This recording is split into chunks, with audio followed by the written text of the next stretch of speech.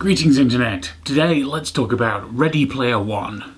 For those of you that don't know, Ready Player One is a 2011 book by Ernest Cline and now a 2018 film directed by Steven Spielberg and written by Ernest Cline and Zach Penn. I should probably mention at this point that there are likely going to be some spoilers in this video, but I'm going to try and keep them fairly minor. I want to start with a little bit of basic background, but it's nothing you wouldn't read in the first chapter of the book or hear in the first 10 minutes of the film. The story is set in the near future, 2045. There is an online virtual world known as the Oasis, which pretty much everyone plays. In there you can basically be whatever you want and do whatever you want, as well as all the mundane stuff like going to school. It was created by a programmer called James Halliday, and upon his death a video is released saying that he has left an Easter egg inside the Oasis somewhere, and the first person to find it essentially gains control of the Oasis by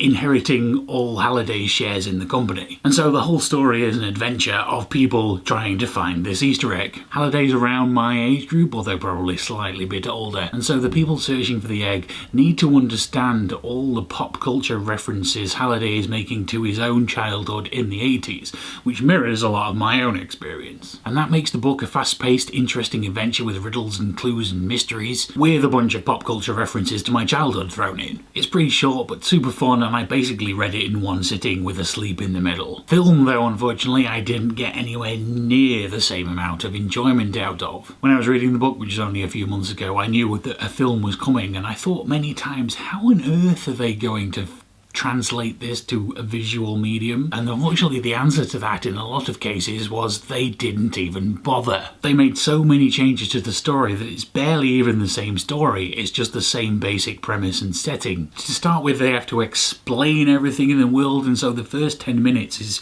nothing but pure narration, and if you want that you may as well just listen to the audiobook. Then it jumps straight to the first challenge, which apparently just appeared in the Oasis at the time of death, whereas in the book the first challenge has to be, there's clues to even find that in the first place. So much detail is skipped over, but then the weirdest thing is changing the concept of the first challenge. In the book they have to locate a virtual version of a Dungeons and Dragons module, make their way through it, and then defeat the digital avatar of Halliday at a old school video game. In the film it's just a massive car race with various bits of pop culture throwing in, dinosaurs from nowhere and King Kong, and it just seems far too showy. Halliday is supposed to be a socially inept nerd who likes making computer games, a character which I found an awful lot in common with. So I feel like I can say with some authority that this big grand public race just doesn't fit with his character and the kind of challenge he would make. Though I completely understand why they would want to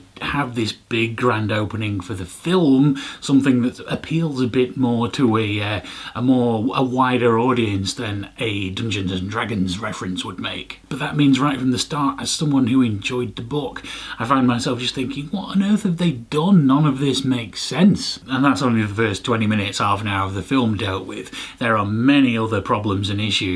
It's Steven Spielberg, so it's a competently made film. It looks great, but it feels like it's missed the spirit of the book. Not that the book's perfect either, but given the choice of revisiting the book or the film, I would pick the book. Although I think I should maybe watch the film again at some point, because watching it for the first time, there was too much thinking, oh, they've changed this from the book, oh, they've changed that for the book, oh, that's new, what on earth are they doing here? That I wasn't actually concentrating on the film itself as a solo thing. It was an exercise in constant comparison. So maybe I should watch it again when it hits Netflix or something, and there's a bit more of a distance between having read the book and watching the film. Also, what I haven't heard a lot about yet is what people who haven't read the book thought about the film, because obviously there's no way I can have that point of view. But it seems like it's doing fairly well at the box office, so I think the general public are enjoying it. But for the people who read the book, it's just falling a bit short, which to be honest is pretty standard for a film adaptation of a book you enjoyed. Have you read the book? Have you seen the film? What did you think? Tell me about it in the comments down below.